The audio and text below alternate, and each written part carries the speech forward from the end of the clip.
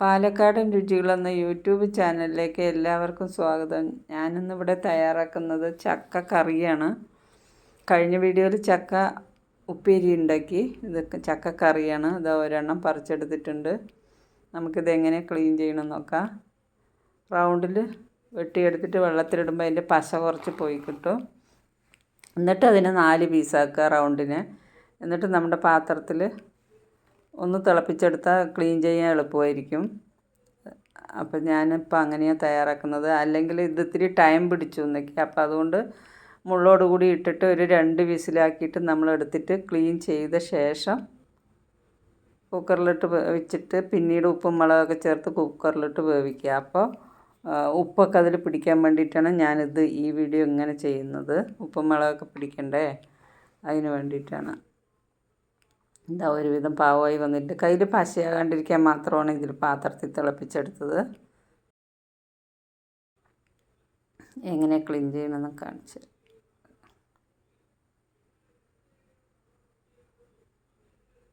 അങ്ങനെ കഷ്ണങ്ങൾ ഇത്രയും ചെറിയൊരു കഷ്ണങ്ങളാക്കിയിട്ട് നമ്മളിതെല്ലാം മുറിച്ചെടുത്തു.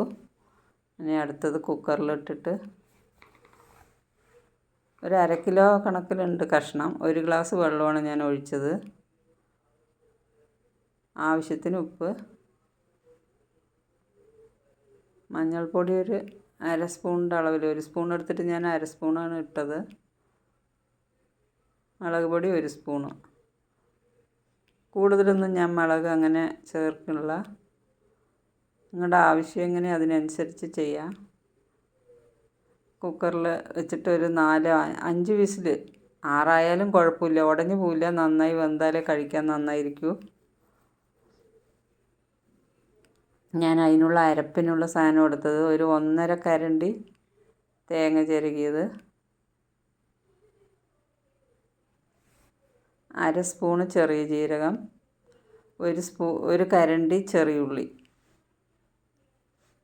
ഇതൊന്ന് അരച്ചെടുക്കട്ടെ.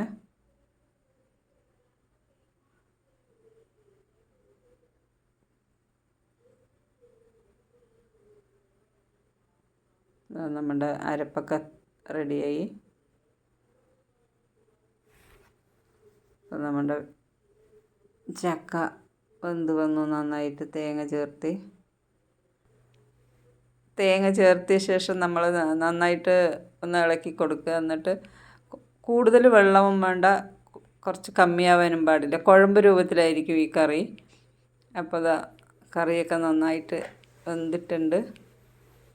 ഞാൻ ജാറ് കഴുകിയ വെള്ളം ഒഴിച്ചതാണ്. പാകത്തിന് വെള്ളം പാടുള്ളൂ. കുഴമ്പ് രൂപത്തിലായിരിക്കണം കറി. കറി റെഡിയായി. ഇനി നമുക്ക് കടുക് താളിക്കാം. 1 സ്പൂണ് കടുകിട്ടു. ചെറിയുള്ളി ചതച്ചതാണ് ചേർത്തിരിക്കുന്നത്.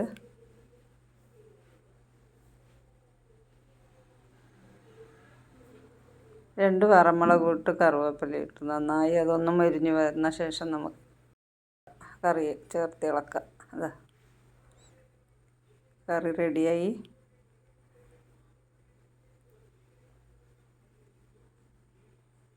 നമ്മുടെ ചക്കക്കറിയൊക്കെ റെഡിയായിരിക്കുകയാണ്. എൻ്റെ റെസിപ്പി നിങ്ങൾക്ക് ഇഷ്ടമായെങ്കിൽ തയ്യാറാക്കി നോക്കുക. എന്നിട്ട് അഭിപ്രായം അറിയിക്കുക.